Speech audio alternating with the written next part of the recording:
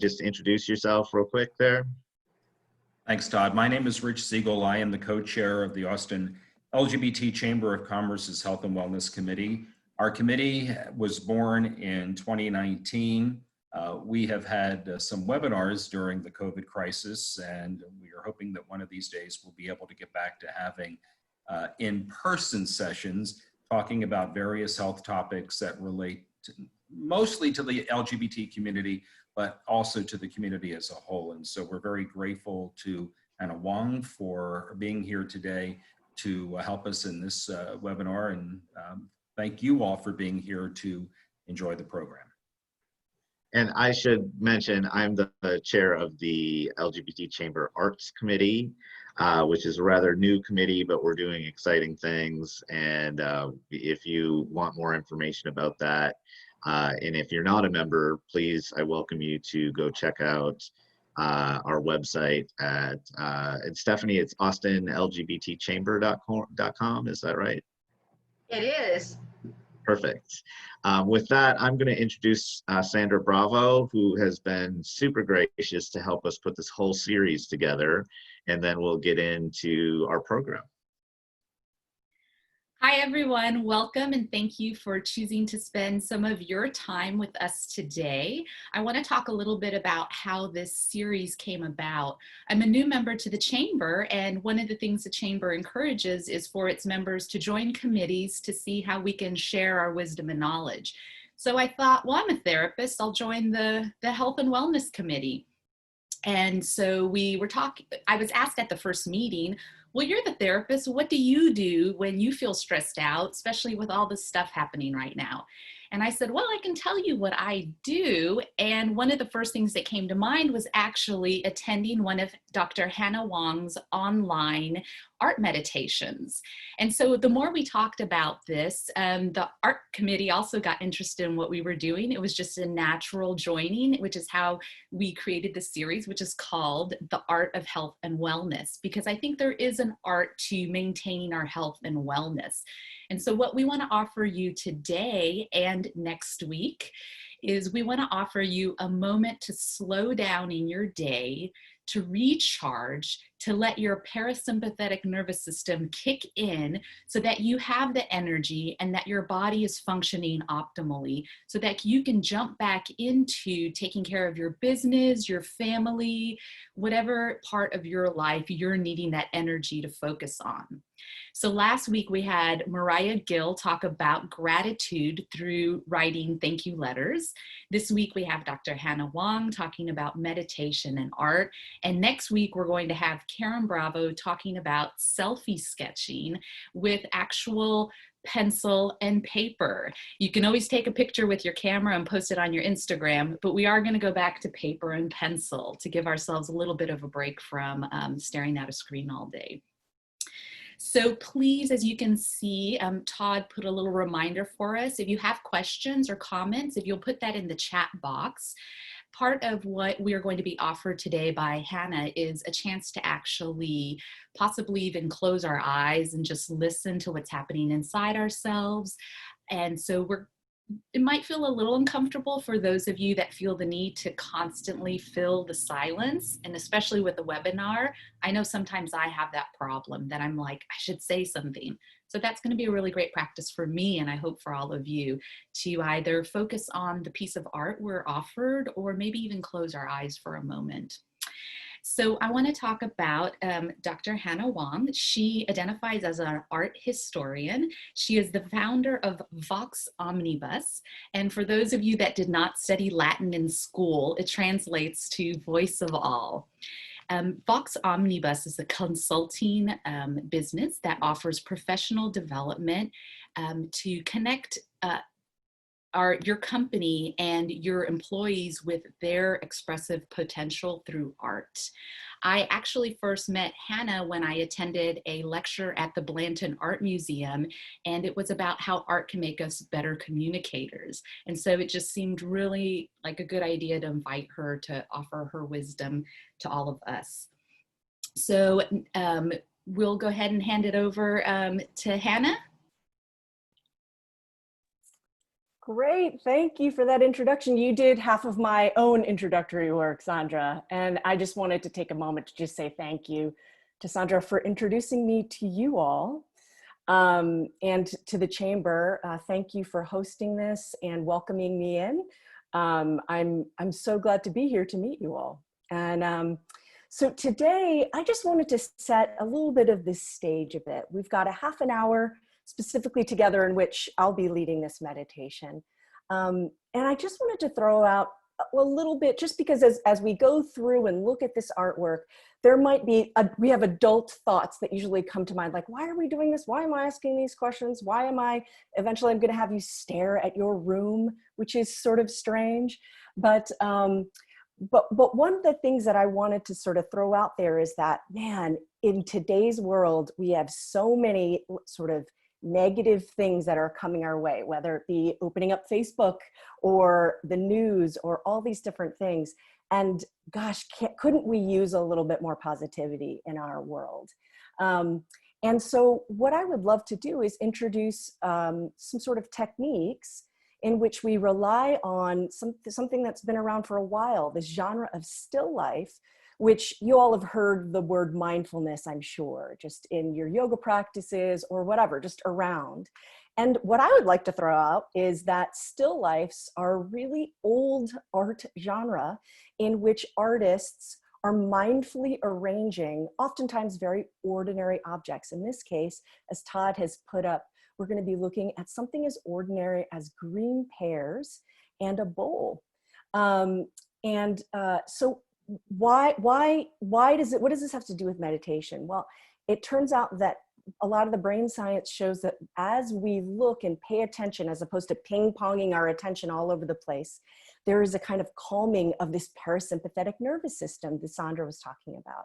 And so some of the things that I'm going to ask us to do really activate this parasympathetic nervous system, which is kind of like the fire department of the internal adrenaline-stoked fires that we are kind of living with every day. So what we're going to do today is just some short breathing in the beginning, and then we're going to pay some attention to this artwork. I'll walk us through that. And then we'll use that as rails to then move away from the art and into our own world and ask ourselves whether or not we can see beauty in the smallest way, maybe, in our own world, in our literal, whatever room you're sitting in right now. Okay, so before we do that, I'd love for us to just sort of welcome this time by doing some breathing. And also I'd love to invite us to, since we're going to be doing this for about a half hour, I know that some of you are doing this right during your lunchtime. If at all possible, you could sort of flip over your phones maybe, so you can take this time for yourself, maybe set down that sandwich or whatever that you're eating for the times in which we're doing some breathing and looking at the art. This is time for you. I personally I'm not gonna be offended if you're eating, you gotta snarf it down, but I'm wanting to carve out space for you to have just time with this artwork. And it's only a half hour, right? We really want to fit it into your work days. Okay, so all right. So I invite you now to close your eyes and just invite in this time. We're going to invite in this time with our breathing and tell our bodies, hey, we're taking a little bit of a break here from our everyday grind.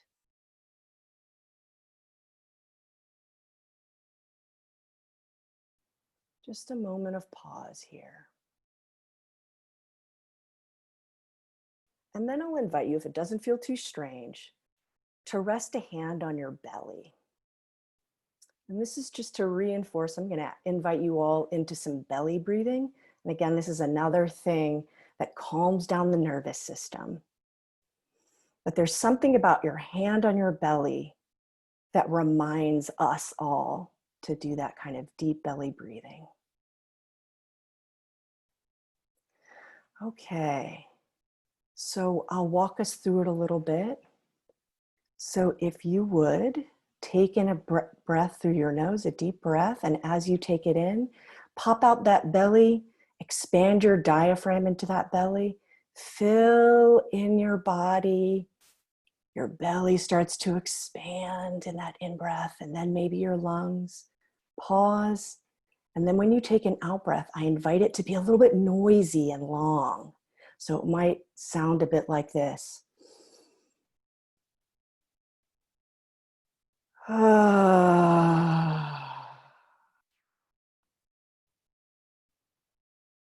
So we'll do 3 rounds of that together. So in through the nose, expanding that belly, and then out through the mouth.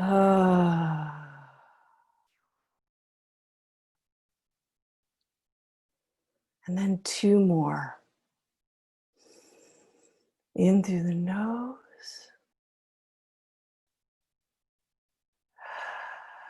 Out through the mouth. And then 1 more, just on your own.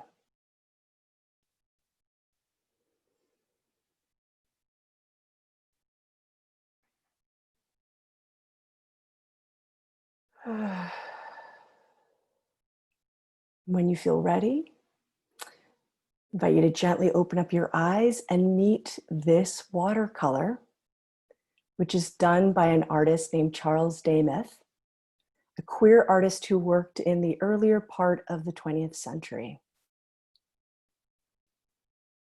And I'm going to give us a second. This is the moment in which I'm going to kind of give you just a moment to free range, roll those eyes over this gorgeous work of art. And then I'll start cueing us so that we can kind of go deeper and get to know this work a bit more. Okay. So roll those eyes over this, get acquainted with the watercolor.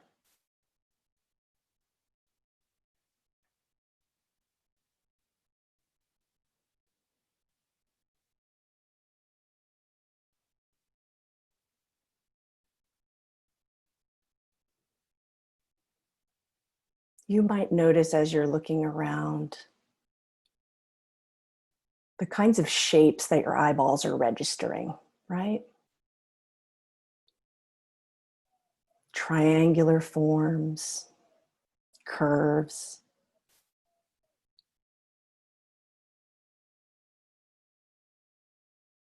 You might also follow lines. Just let your eyes roll over these various shapes, following lines. Or you might be just attracted to certain colors. The goal here, and the pressure I hope that we might take off, is you don't have to evaluate it. For me, half of the pleasure, at least, of looking at artwork is just enjoying with your senses, not sort of a snobby, is this good, or what do I have to say about it? Just enjoying it. You might notice, for instance, where the color or pigment pools in certain places, right? And how the artist might have created that effect. Maybe they used water wash over some parts. Maybe Dameth kept his brush there with the ink and let it soak into the paper. And you might notice where that occurs and the ragged edges there.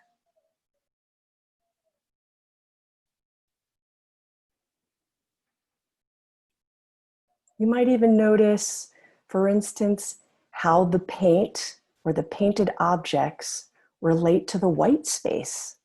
Dameth does a beautiful job, I think, here in interacting the white space with the painted space. What parts of the painting are painted and what are left as paper.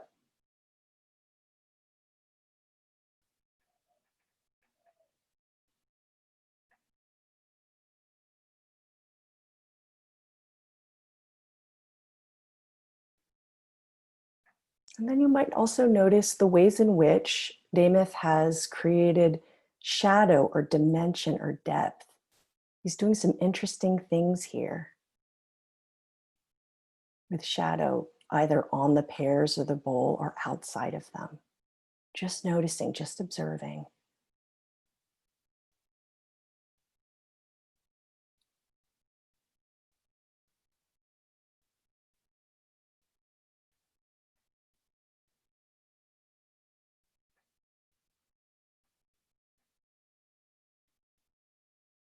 And now I'd love for you to sort of just take a moment and notice how you're feeling after looking at this work of art.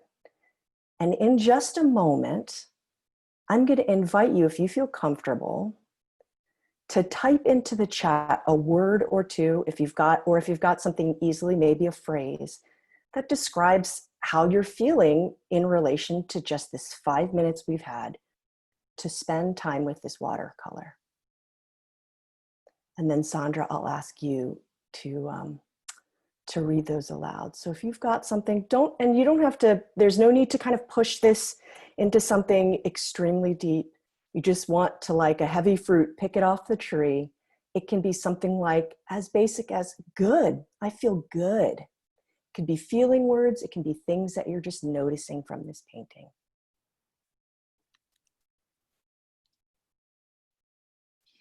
Kathy says amused happy dance.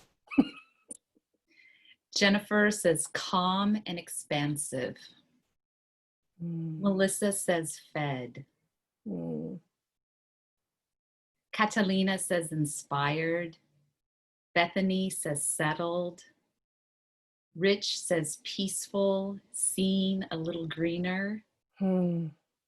Leo says relaxed.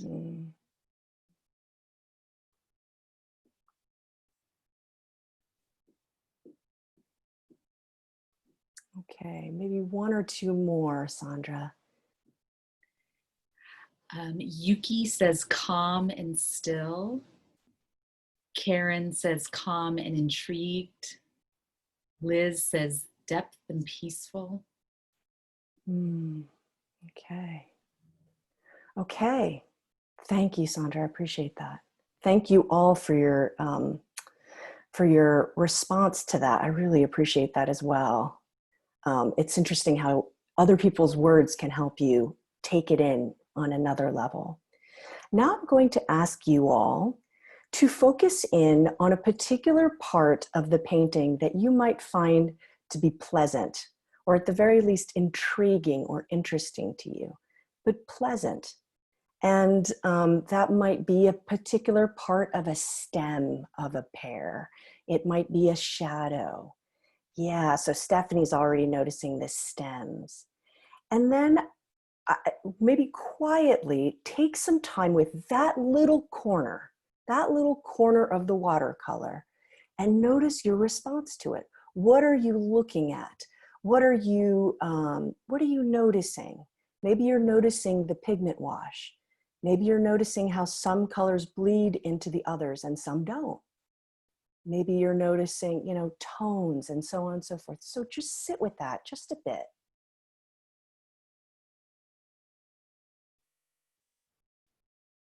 Just observing that real small corner of the painting.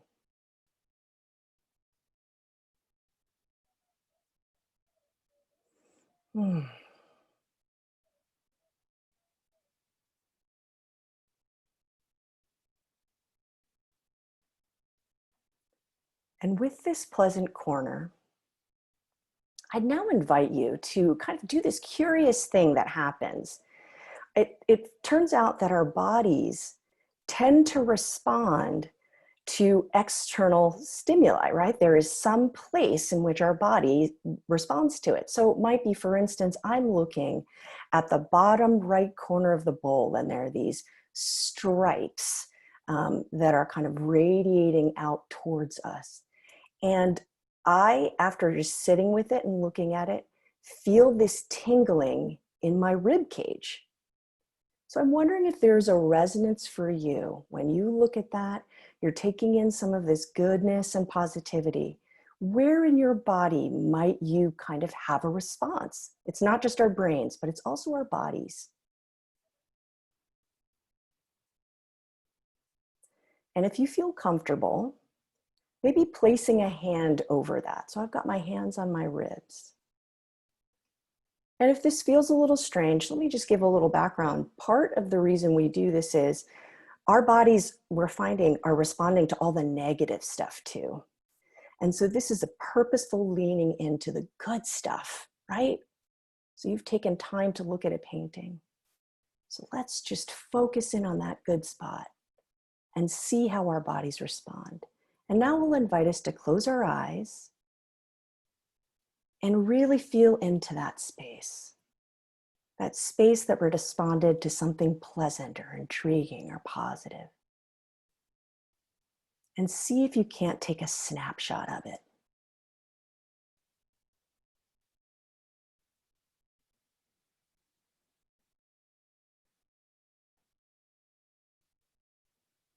And then maybe take a few breaths into that space.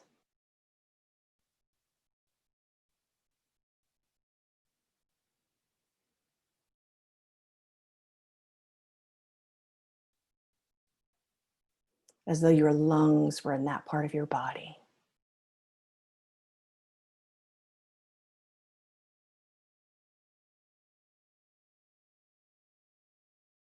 Okay, and now just give a little internal tap to that spot. And then I'll ask you to gently open your eyes if you had them closed. And then Todd, if you wouldn't mind bringing us back to the gallery so we can see each other's beautiful faces. Welcome back. Thanks you all on that. So we're going to take this last set of minutes and bring it back into our specific worlds. These worlds that perhaps you've been sitting in for months, right? And looking and seeing if we can't find a little spot of beauty in our own real spaces. We don't get to always look at paintings, right? And this is something that you can do in the middle of your workday. And so part of what my company does is tries to figure out ways in which we can bring the richness of art and of you and your full humanity and marry them into your everyday life, both your personal and your professional, and make it fit and enrich it, give you more of yourself back to you. And so what I would invite us to do is, now that we've trained our brains a bit here, to look at the goodness in this artwork, and that's something I think that comes more naturally, we're used to doing that, is to now look around your room and see if there is something externally, some small bit of something that strikes you as slightly, as just beautiful or positive. And when I say small, I mean, for instance, the wood grain in the middle edge of my desk has these beautiful rippling patterns. That's gorgeous. I love that. You might notice the fan and the way in which that's blowing cool air on your body. You might notice the way in which the light is coming in through your window. So scan your room and notice something. This is something which the neuropsychologist Rick Hansen calls a good fact. You're finding a good fact in your world. So once you've found that thing, and again, really the smallest thing, it can be the relief of sitting in your chair, your office chair.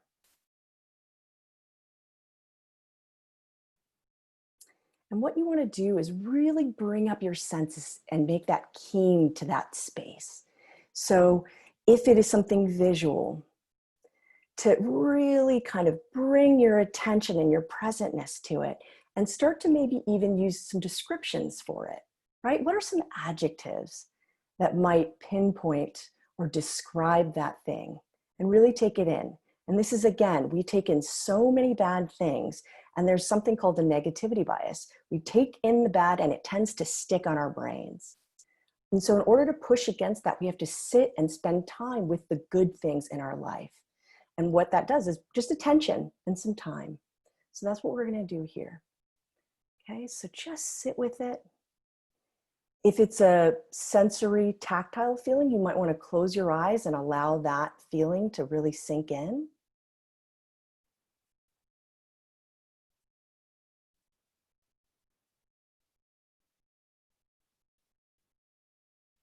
Again, how might you describe it? What is particularly beautiful or striking about that thing?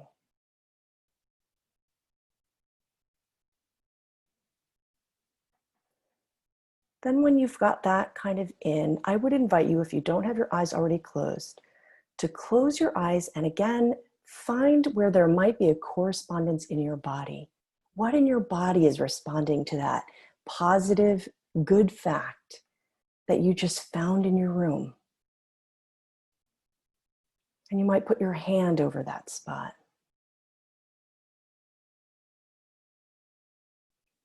And notice what it feels like. How would you describe that feeling? And the goal here is to open up and bring it in and take a snapshot to it. What is it like in your body to feel that goodness?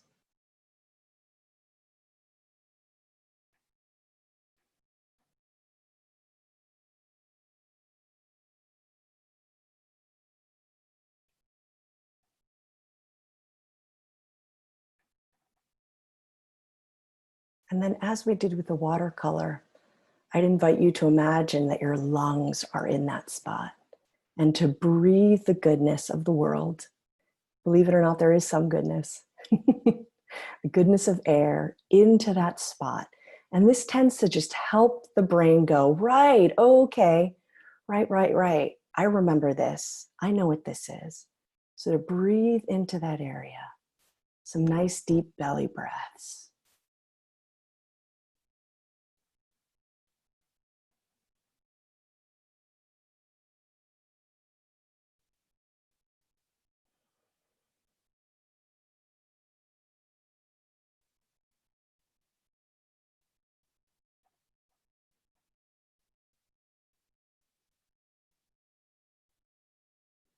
Look at this beautiful body that can respond to goodness out in the world. You live a whole internal, intriguing world inside.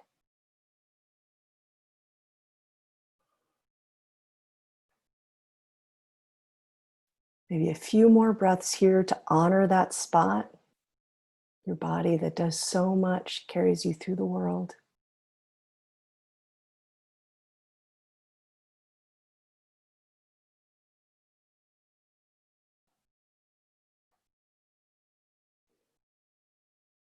And then as you start coming back to us, I'd invite you to come up with 2 words that describes your state right now that you might be willing to share in the chat.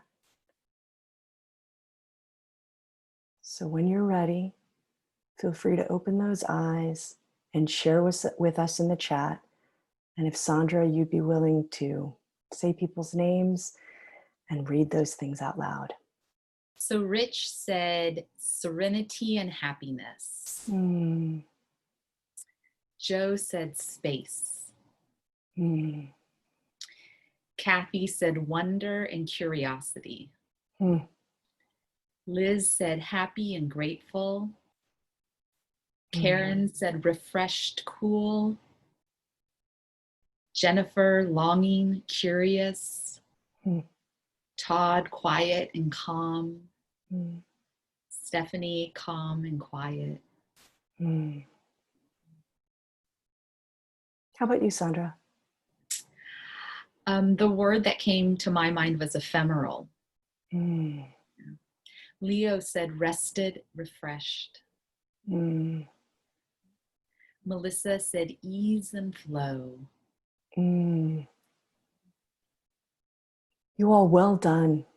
What a beautiful job. Okay, and so now I'd also love, just out of curiosity, if people might share what they were looking at or what they were feeling, if you feel comfortable to share that with your colleagues here on this call.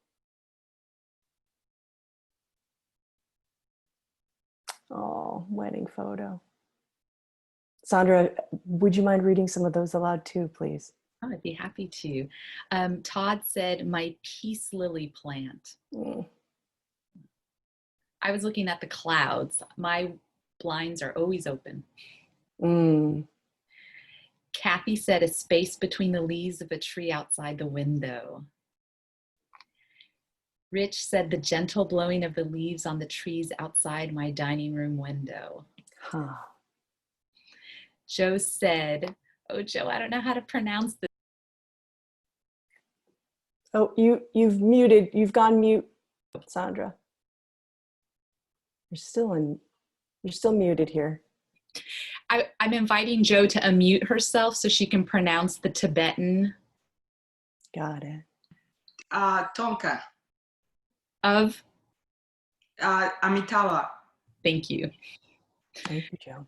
Liz said colorful glass frame. Karen said shiny aluminum object. Jennifer said the wide leaves of a plant reaching toward the light. Leo said a pillow from Kiva. Thank you. Is that, are we, oh, and Bethany's got something here? Bethany said the reflection of sunlight on the metal lamp. You all, what riches we have in this world, right? That you were able to recognize. It's so gorgeous.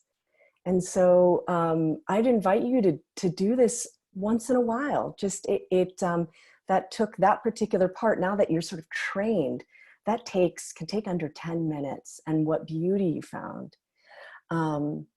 And so I'll go into a few resources that I can direct you to. But in order to just sort of end this time, it was so precious. I don't want to just be like, all right, take a look at these things. I'm just going to have us, if you want to close your eyes, I put my hand over my heart to sometimes kind of close. You can keep your eyes open or your eyes closed. And we'll just take a moment of silence and thanks. And that's what I'm going to be doing in this moment. So a moment to just thank yourself for doing this. Good for you for taking a moment.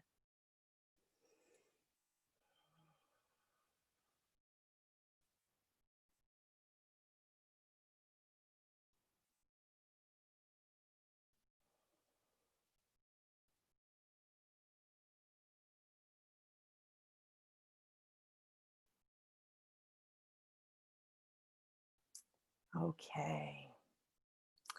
Okay, you all. So Todd, if you wouldn't mind bringing up the slide with the words, that'd be great.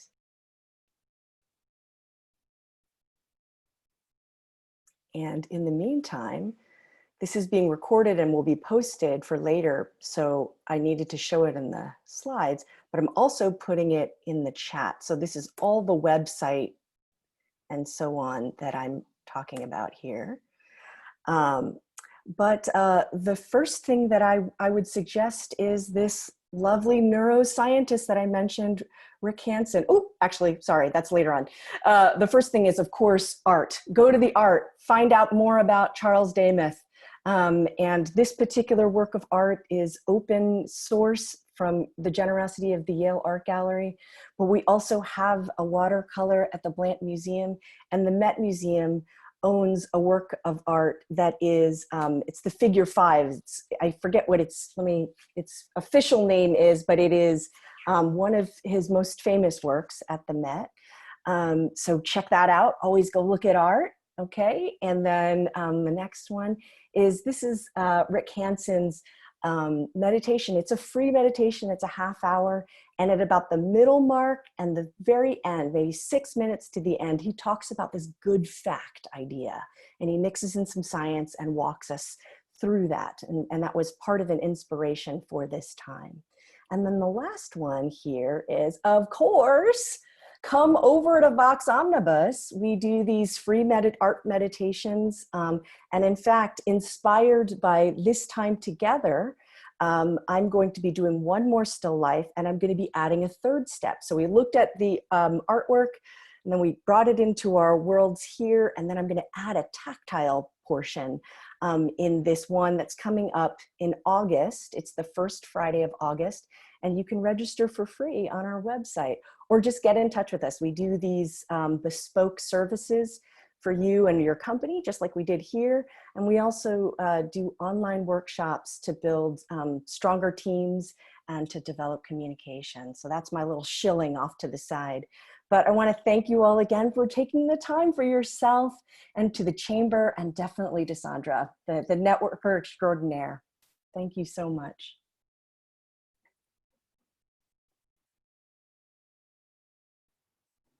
So if there are any questions, feel free to put them in the chat box. I do have a question for Hannah, and this is a question it's all about me. So I know I often have people who tell me, I don't have time to do this. I don't have time to take a break.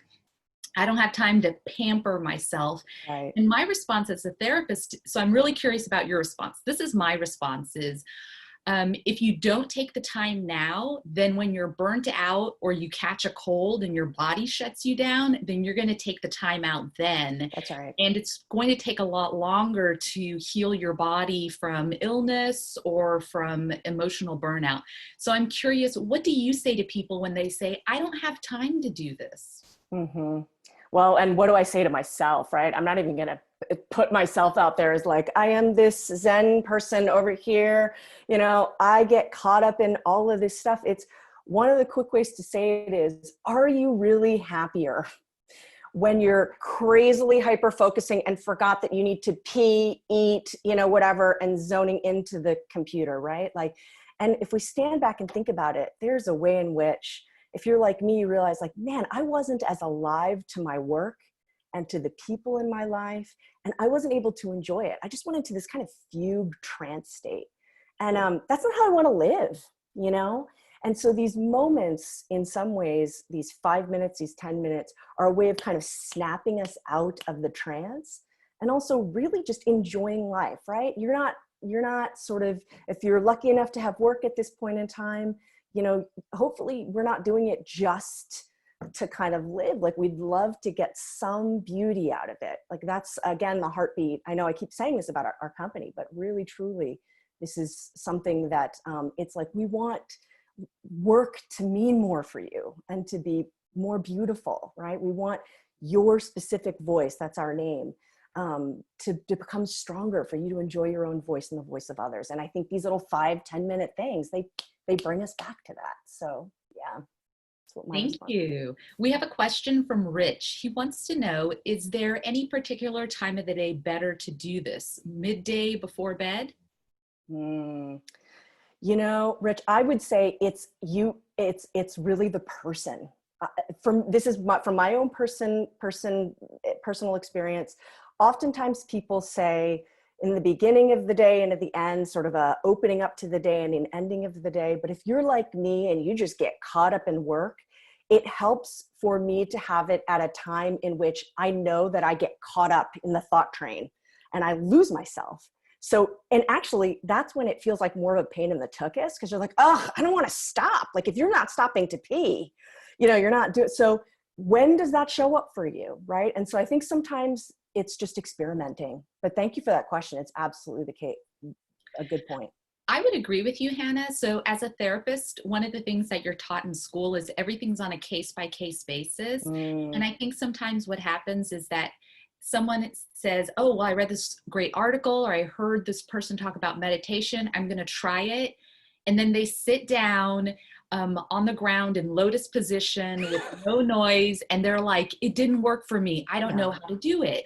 And my response is, okay, then don't do it. Let's find a different way for you to meditate. So I like how you say, pay attention to what works for you, not only the time of the day that it works for you, but also I think the type of meditation that works for you. Yeah, absolutely. Anna, I will just add, I know that in your slide presentation, you mentioned Insight Timer. For anybody on the webinar here that doesn't know what that is, it's just an easy free app that you can download on your phone, and it has, I believe, literally hundreds of different ways for you to meditate. And they do have some paid features, I know, but I use it all the time on my phone, and I use the free feature. And I have just found some really great meditations that work for me. And as Sandra was saying, it sometimes you just have to search a little bit to find that piece that works for you. So Hannah, I just want to thank you so much. I'm sorry. What app was that you just said? It's called Insight Timer, and I will type it in the chat there. So Thank you can just, no problem. It's a great, and there are others out there as well. But I want to, again, thank Hannah so much. I am one of those people that get the day going with some meditation and then just zoom in and lose myself real quickly. So this is a welcome treat in the middle of my day today to remind myself that sometimes good to take a respite and sort of reconnect with yourself. And I just know I'm going to be more productive in my in the rest of my day after this. So Hannah, thank you so much for participating. Again, Sandra, thank you so much for putting the series together. We do have one more week, and Sandra, do you mind popping in and reminding us what we're doing? Selfie sketching, I think, next week, right? Yes. So next Tuesday, this is another form of meditation. People who are more kinesthetic, they like to move. So this is going to be drawing. So we're going to take a break from everything that's happening in life that causes us to increase our anxiety. We're going to take a moment to do selfie sketching with Sandra Bravo. She's here with us today. She is an artist amongst many other amazing things. So please join us next week. And Sandra, I noticed the last name is the same. Is there some relation that we might find here? There is. This is my older sister. I couldn't tell by looking at the two of you side by side. Again, thank you all so much for taking the time to join us. If you want some more information about these kinds of programs and other programs that are offered through the Chamber of Commerce, you can reach us at the Austin LGBT chamber.com and drop the V. It's just austinlgbtchamber.com. And there's a ton of great programs. And if you're not a member, you don't have to own a business to be a member. It's just a great way to connect with people, even when we can't be together. So with that, I think we're going to wrap it up and let you guys back to your days. And I thank everybody for joining us. Thank you, everyone.